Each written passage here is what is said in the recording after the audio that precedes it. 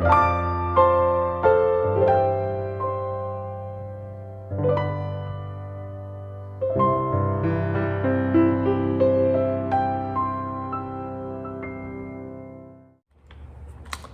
반갑습니다. 말씀과 함께하는 수요일입니다. 하나님이 우리를 하나님의 가족으로 또 그리스도의 몸으로 공동체로 이렇게 부르셨고 그 안에서 우리가 어떻게 함께 살아가야 하는지, 어떻게 함께 서로 섬기고 사랑하며 살아가야 하는지에 대해서 나누고 있습니다. 오늘 본문 말씀 먼저 읽도록 하겠습니다. 고린도후서 5장 18절 말씀입니다. 모든 것이 하나님께로서 났으며 그가 그리스도로 말미암아 우리를 자기와 화목하게 하시고 또 우리에게 화목하게 하는 직분을 주셨으니. 아멘.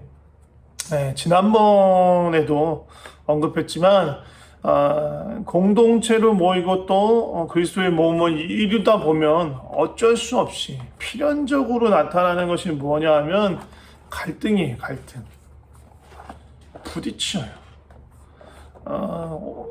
갈등은 이제 때로는 이제 개인들 간의 사소한 어떤 오해나 어떤 소통 방식의 차이나 표현 방식의 차이로 나타날 수도 있는데, 때로는 어떻게 보면 의견의 충돌, 의견의 대립으로 시작되어서 그것으로 파벌이나 그런 것이 생기면서 공동체 전체가 분열이 되는 그런 일까지 나타날 수 있는 것입니다. 근데 갈등이 애초에 시작 안 하면 좋겠지만 계속 말씀드리지만 불가능해요. 갈등이 우리의 삶에는 있을 수밖에 없습니다. 그리고 그런 갈등이 내부적으로 나에게 불편하고 뭔가 둘 사이에 혹은 이렇게 이 집단과 집단 혹은 집단과 개인 사이에 뭔가 불안감, 갈등이 있음에도 불구하고 그거를 무시한다고 해서 해결되진 않아요. 갈등은 수면 밑으로 이렇게 감추고 누른다고 해결되지 않습니다. 오히려 그렇게 잠재되어 있는 갈등은 공동체 불안정한 어떤 그런 것들을 제공하고요. 결국은 언제든지 그것이 튀어나와서 관계를 무너뜨리고 공동체 전체를 흔들거리면서 분열시킬 수 있는 그런 문제를 주는 것입니다.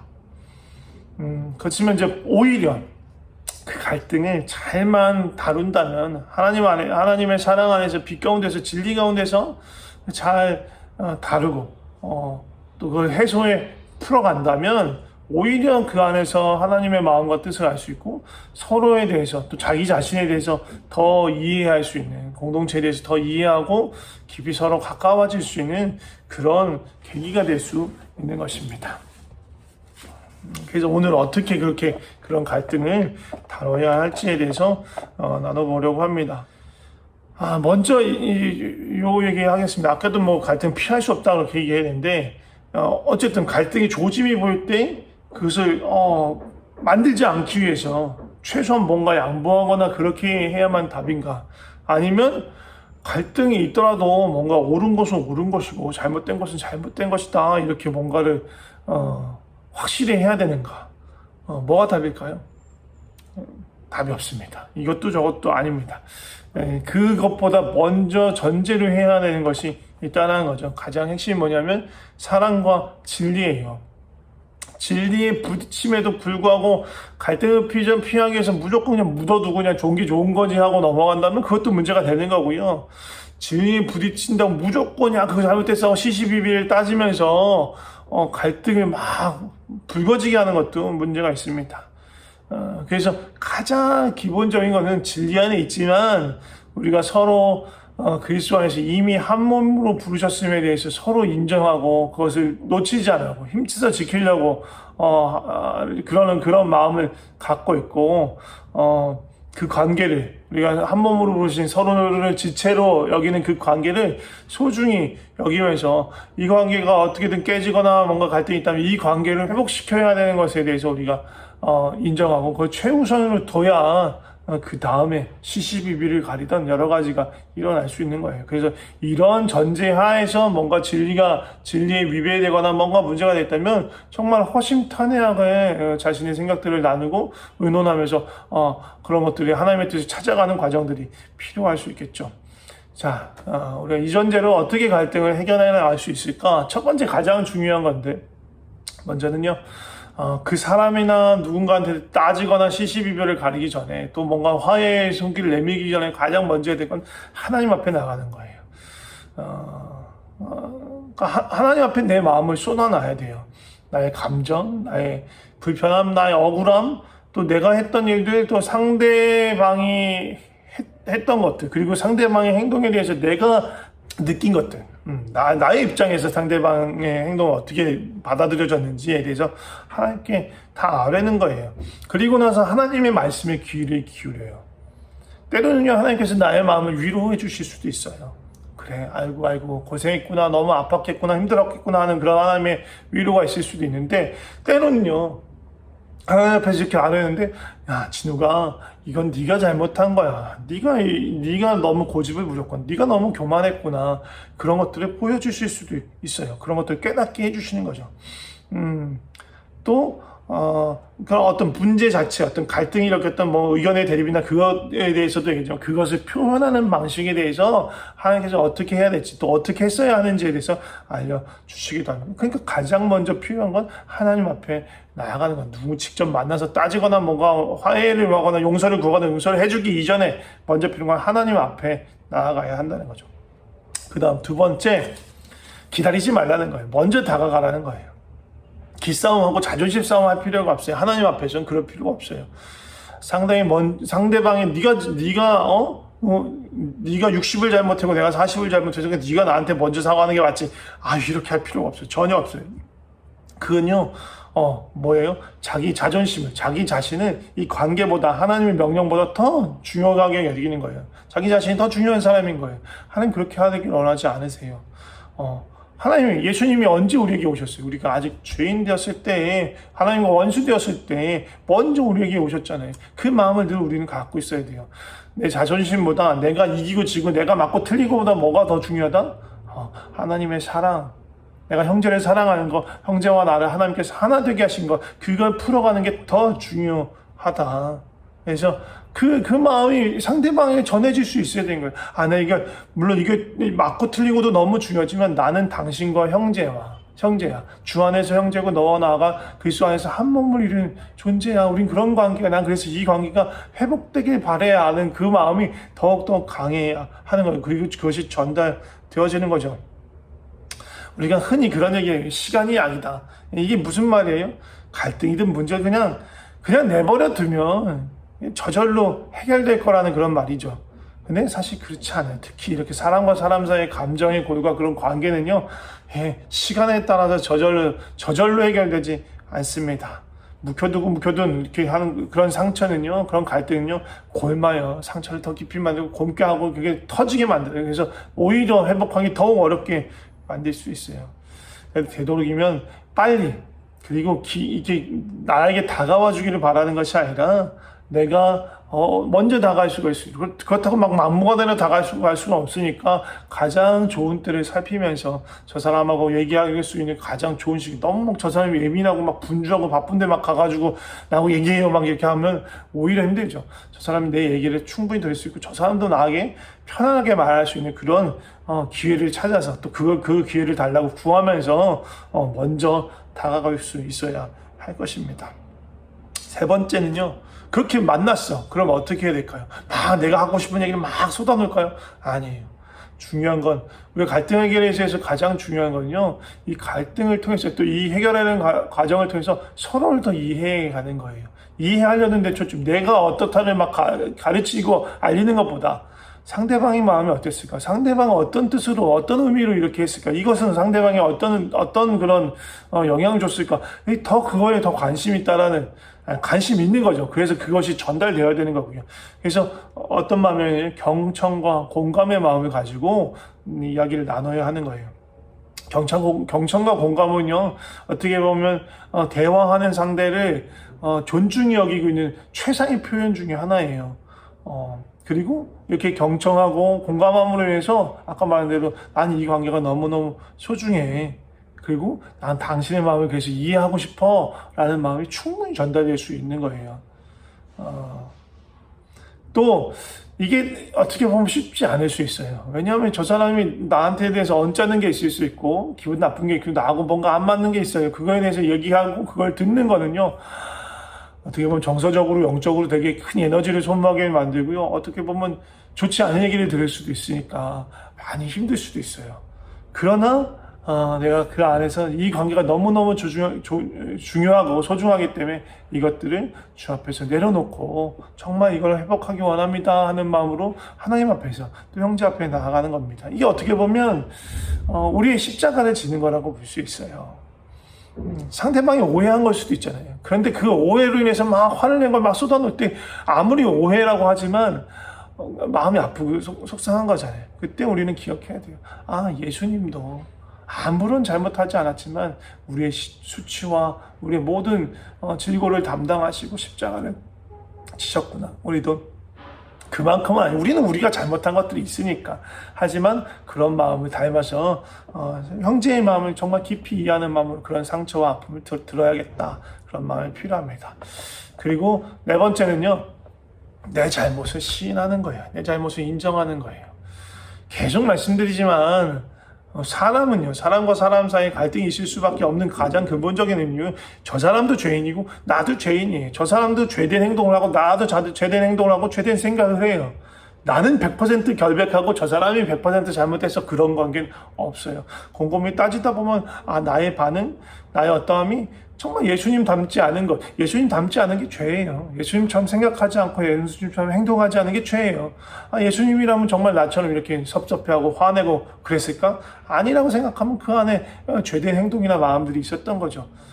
우리도 하나님 앞에서 그래서 먼저 나가서 하나님 앞에서 나의 마음을 살필 때 하나님께서 나에게 가르쳐 주는 나의 부족한 부분들이 있단 말이에요. 죄나 실수 부분이 있단 말이에요. 그거를 형제에게 고백하는 거예요. 겸손하게 고백하는 거예요.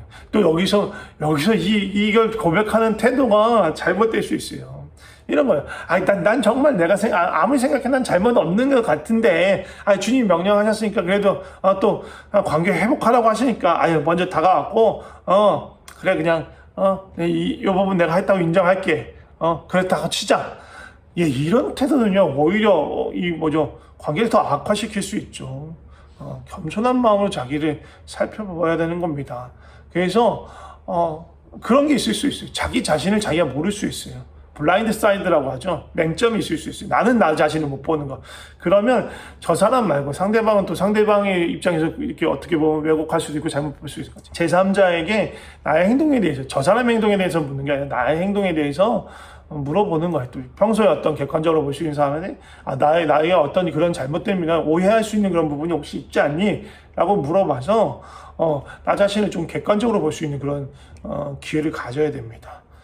그러고 나서 또 하나님 앞에 또 기도하면서 그런 것들을 확인한 다음에 내가 내 잘못을 먼저 인정하는 거예요. 고백하는 거예요. 세상에서는 그래요. 어떤 이렇게 협상 테이블이나 그런 데서 내가 내 잘못이나 어떤 부족함을 인정하면은 불리하게 될 것이다. 상대방이 나를 그걸 약점 잡아서 이용하려 될 거다라고 생각할 수 있지만 그리스도 안에서는 그런 거 아니에요. 교회에서는 그런 거 아니에요. 그리스도 안에서는요, 먼저 다가가고 먼저 고백하고 먼저 죄를 인정하는 것, 그게 너무너무 중요하고 그게 화해, 관계 회복에 아주 중요한 도구입니다. 그럴 때 상대방의 마음이 열리게 돼 있는 거예요.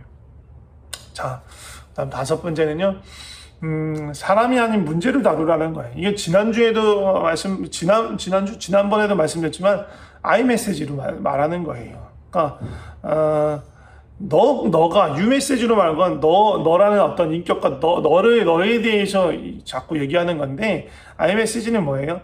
상대방이 한 행동으로 인해서 내가, 느낀 어떤 그런, 또 상대방의 행동에 대해서 내가 판단한 내가 어떻게 보면 나에게 전해진 어떤 그런 거란 말이에요. 그러니까 상대방의 행동이 유발됐지만 나에게 어떻게 다가오느냐를 나누는 거기 때문에 상대방 자체를 공격하지 않아요. 너를 공격하지 않는 거예요. 대신 이런 행동으로 해서 나한테 이런 것들이 유발됐다. iMessage를 나누면 자신의 행동에 대해서 설명할 수 있는 기회를 얻습니다. 그만큼 서로를 이해할 수 있게 되는 거죠. 갈등 해결하기 6번째는요. 최대한 상대방의 입장을 이해하려는 그런 마음이 있어야 되는 거야. 충분히 수용하려는 그런 마음, 그런 의도가 있어야 되는 겁니다. 그러니까 어떻게 보면 그러려면 양보해야 해요. 자존심을 내려놓아야 하기도 하고요. 앞서서도 말씀드렸지만 손해를 감수해야 할 필요도 있습니다. 그러니까 이런 모든 것은 뭐냐, 자기를 부인하는 마음이 있어요. 그러니까 자기중심적인 어떤 그런 태도를 내려놓아야 하는 겁니다. 그래서 갈등 해결하는 과정에서요, 우리는 예수님의 마음을 배우고 예수님의 길을 걸어가는 것이 어떤 것인지 알게 되는 거예요. 예수님 뭐라고 하셨어요? 누구든지 자기를 따라오려거든 자기를 부인하고 자기 십자가를 지고 예수님 따라오라고 하셨잖아요. 그게 바로 이 갈등 해결하고 화해하는 그런 과정에서 다 나타나는 것입니다. 마지막입니다. 물론 여러 가지 더 많은 것도 있을 수 있지만, 마지막에 어떻게 보면 처음 전제로 깔았던 그 얘기로 돌아가는 거예요. 우리가 모든 일에 어떤 모든가 같은 생각과 감정을 갖는다는 불가능하고요. 그런 것을 강요해서도 안 됩니다. 그렇게 강요한다는 건 전체주의, 파쇼예요, 파쇼. 우리는요, 정말 다양한 사람들이에요. 하나님은 우리 각각을 아주 다른 존재를, 특별한 존재로 만드셨어요. 그렇기 때문에 각자 다른 생각을 가질 수 있습니다. 그걸 무시하고 하나의 생각, 하나의 감정만 있어야 한다라고 주장하는 건요, 대단히 폭력적인 전체주의가 되는 것입니다. 서로 간에 의견 차이가 있을 수 있어요. 의견이 다를 수 있어요. 다른 것을 주장할 수 있어요. 그렇지만 하나됨을 유지할 수 있습니다. 여전히 서로 사랑하는 관계 안에서 한몸됨을 유지할 수 있어요. 그게 그리스도 안에서의 사랑이에요. 연합이에요. 나와 생각이 다르지만 그래도 주 안에서 한몸이다 라는 것. 생각이 다르고 관점이 다르기 때문에 주님 안에서 다양한 모습들을 놓치지 않고 볼 수 있는 것입니다. 그래서 문제의 해결책을 찾고 완전한 일치를 보는 건 너무너무 중요하고, 그것들을 찾아가는 것을 포기하는 건 아니지만, 그거보다 더 중요한 것은 하나님이 하나 되게 하신 것을 지키는 것이다.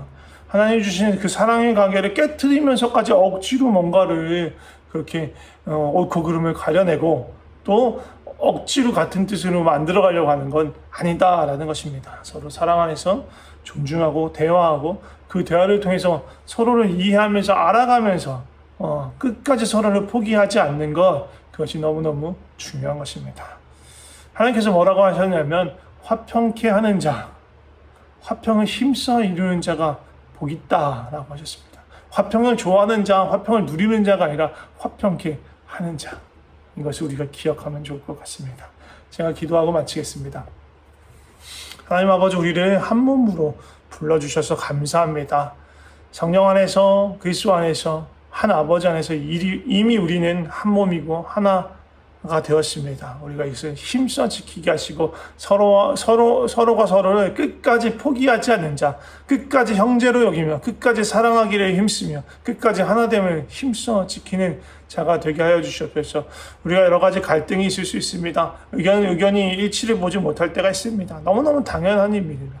그러나 그 의견의 불일치가, 서로 다름이, 또 서로 오해하고 서로 어떻게 보면 갈등이 빚었던 그것이 우리를 사랑 안에서 끊을 수 없고, 서로에 대한 사랑 안에서 끊을 수 없음을 고백합니다. 그럼에도 불구하고 서로를 이해하기 위해서, 서로를 또 수용하기 위해서, 또 서로 하나됨을 위해서 힘쓰게 하여 주시고, 그래서 먼저 다가게 하시고, 자기 죄를 용서하게 하시고, 그보다 먼저 하나님 앞에서 자신을 돌아볼 수 있는 그런 일들이 있게 하여 주시고, 정말로 정말 이 모든 과정을 통해서 하나를 주님께서 이루신 것들을 나타내시고 또 온전하게 하신 것들을 우리가 경험하게 하여 주시옵소서. 주님 감사합니다. 예수님의 이름으로 기도드립니다. 아멘.